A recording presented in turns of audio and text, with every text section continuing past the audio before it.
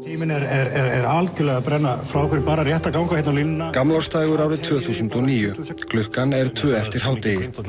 Sigmundur Davíð Gunnlaugsson mættur í sína fyrstu kryddsíld. Áramótauppgjör stöðva 2. Fyrir þetta sama ár hafði hann tekið við formennsku í Framsóknarflokknum á miklum umrótatímum í íslensku samfélagi. Annarkvort fyrir eða eftir útsendingu kryddsíldarinnar seldi Sigmundur Davíð sambýliskonu sinni og verðandi eiginkonu, Önnu Sigurlaugu Pálsdóttur, 50% hlut sinn í aflandsfélaginu Vintrisink á Tortóla. Sigmundur Davíð hafði setið á þingi frá því í kosningunum í apríl þetta sama ár. Nær allan þann tíma höfðu verið í gildi reglur sem forsætisnefnd þingsins hafði sett hagsmunaskráningu þingmanna. Samkvæmt þeim áttu þingmenn að gera grein fyrir eignum sínum, hlutabréfum og öðrum hagsmunum. Anna Sigurlaug hefur eflaust getað greitt fyrir helmingshlut sambýlismannsins í Vintrisink í beinhörðum peningum, því kaupverðið var $1, samkvæmt kaupsamningnum sem Anna og Sigmundur undirrituðu og dagsettur á síðasta degi ársins 2009. Daginn eftir gengu í gildi lög sem sett höfðu verið til höfuðs af landsfyrirtækjum. Það að salan væri dagsett á gamlársdag gerði það að verkum að engar upplýsingar þurfti að gefa upp félagið til yfirvalda hér á landi. Já, munnminni og raunveru engar upplýsingar starfsemi félagsins eða afkomu þess eða neitt þess að það ekki fyrir en eftir eða frá og með 2010 sem að slíkt gildir. Forsætisráðherra hjónin Sigmundur Davíð og Anna Sigurlaug vel stæð fjárhagslega. Þau voru sögð eiga rúmlega 1 milljarðs króna eignir umfram skuldir árið 2012. Anna Sigurlaug einn erfingja Toyota-veldisins sem faðir hennar, Páll Samúelsson, stofnaði árið 1970 og seldi Magnúsi Kristinsinni útgerðarmanni árið 2005. Sigmundur Davíð sat í varastjórn Toyota þar til það var selt. Hann sat einnig í stjórn PS Fasteigna sem faðir Önnu átti. Þar sat hann ásamt verðandi tengdaföður sínum og verðandi eiginkonu. Í undirrituðu skjali til Mossack Fonseca frá því í október í fyrra gaf Anna Sigurlaug þá skýringu á uppruna fjármagnsins í Vintrisink að væri að ræða arf. Samkvæmt fréttum sem DFF sagði af málinu árið 2012 leiddu deilur í fjölskyldunum arfinn til þess að Anna Sigurlaug stefndi föður sínum en deilurnar muni hafa verið leidda til lykta án aðstoðar dómstóla og henni því greiddur arfur fyrirfram. Vintrisink var að sögn Önnu sett upp utan þessa eign hennar og fyrir hana eina, að því framkemur í yfirlýsingu sem hún birti á Facebook síðu sinni. Gögn sögu félagsins lýsa flóknari mynd og sýna að rúmu ári áður en Sigmundur Davíð var kjörinn formaður Framsóknarflokksins, stofnaði Landsbankinn í Luxembourg aflandsfélagið Vintrisink. 27. nóvember 2007 sendi millistjórnandi í eignastýringu Landsbankans í Luxembourg svohljóðandi tölvupóst til Mossack Fonseca. Getum við tekið frá Vintrisink. Vintris hafa þá valið af lista yfir tilbúin aflandsfélög í umsjón Mossack Fonseca sem bauð slíka þjónustu. 2 dögum síðar sendi sami starfsmaður Landsbankans í Luxembourg fyrirmæli til Panama vegna Vintris. Óskað eftir því að prókúruhafar þess verði 2. Anna Sigurlaug og Sigmundur Davíð. Með fylgja skýr fyrirmæli skiptingu eignarhluta í félaginu.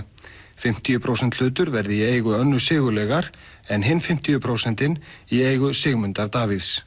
Sigmundur Davíð og Anna Sigurlaug því frá upphafi bæði skráður eigendur Vintrisink. Í stofnskjölum félags þeirra dagsetning á kaupunum þó sögð 9. október 2007. Það tæpum 2 mánuðum áður en starfsmaður Landsbankans falast eftir félaginu fyrir þau. Stofnskjölin virðast því dagsett aftur í tíman. Vintrisink með heimilisfang á eyjunni Tortólu sem hluti af bresku Jómfrúareyjum. Eyjaklasa sem Íslendingar þekkja vel úr fréttum af skattaskjólum.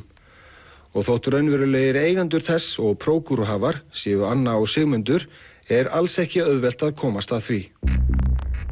Sigmundur Davíð, það eðlilegt að byrja á þér eftir þetta innslag. Vintrismálið og fjármál þín og eiginkonu þinnar eru ástæðan fyrir því að það verið að kjósa snemma. Þú tapaðir forsætisráðherrastólnum, þú veiktir þína stöðu og stöðu flokksins. Hvers vegna hefur aldrei beðist afsökunar á Vintrismálinu? Í fyrsta lagi verið að gera athugasemd við að það sé verið að kjósa snemma vegna þessa mál sem þú rekur. ég steig til hliðar á meðan að það máli vera að skýrast, sem það hefur svo sannarlega gert núna. Og ég hygg að enginn íslensku stjórnmálamaður hafi farið í gegnum viðlíka skoðun á einkahögum sínum eins og ég og reyndar fjölskylda mín höfum gert síðustu misseri. Og hvað stendur upp úr eftir það? Hver niðurstaðan eftir þessa ítarlegustu skoðun sem að nokkur stjórnmálamaður hefur mátt sæta? Í fyrsta lagi að við höfum alltaf staðið allt okkar gagnvart samfélaginu og aldrei gert neina tilraun til annars, þvert á móti. Og í öðru lagi að ég hef alltaf sem stjórnmálamaður tekið almannahagsmuni fram yfir hagsmuni mína. En finnst þér þá engin ástæða til þess að biðjast afsökunar á því að þú leggst tveimur gjöldum? Í því með hvaða hætti ég hef komið fram og ég get beðist afsökunar á mörgu sem einstaklingur og sem stjórnmálamaður. Og sem stjórnmálamaður verður maður alltaf að reyna að bæta sig og viðurkenna það að það sé stöðugt hægt að bæta sig. En það er ekki hægt að biðjast afsökunar á því að hafa orðið fyrir því sem er ekki hægt að kalla annað en ótrúlega árás sem að kom á daginn og hefur sýnt sig og verið sannað að var tilefnislaus og ótrúlega gróf.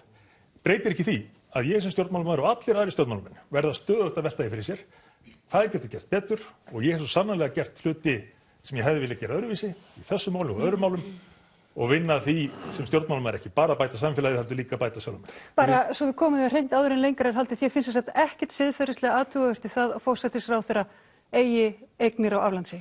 Ég hef aldrei átt aflandsfélag. Þú áttir eignir með eiginkonu þinni þangað til að þú keyptir af henni hlut fyrir $1 daginn áður en ný lög tóku gildi. Það er gott eftir alla þessa mánuði að þið skuli loksins gefa tækifæri til þess að láta þeir rétt að koma fram í þessu. Ég bara spyrir, er ekkert siðferðislega athugavert við þetta? Ég hef aldrei átt hlut í þessum eignum, eins og hefur reynda verið útskýrt mjög ítarlega og mjög vel af hálfu þeirra sem að hafa farið yfir þessa reikningarla. En það er hins vegar tilfellið að eiginkona mín átti eignir sem að voru skráðar í ákveðnu landi sem að hefur aldrei verið í skattaskjóli.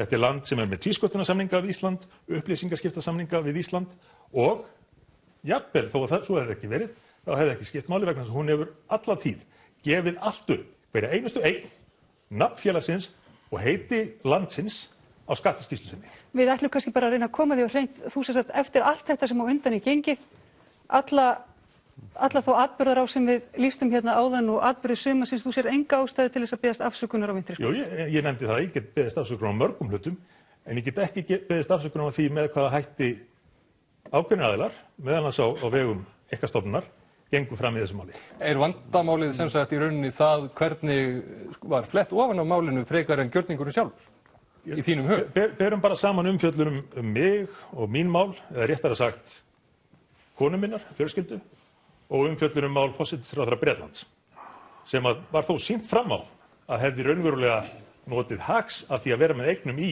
eiginlegu skattaskjóli. Berum það saman við umfjöllun meðal annars hér mig og málefni konu minnar, þar sem að í engu var reynt að fela nokkuð hlut, í engu var reynt að stinga einhver undan, í engu var reynt að komast hjá því að greiða að öllu leyti til íslensks samfélags. Heldur þvert á móti, gengið eins langt og ég mögulega gat í því að gæta almannahagsmuna jafnvel þó að það kostaði mig eða fjölskyldu mína einhverja peninga.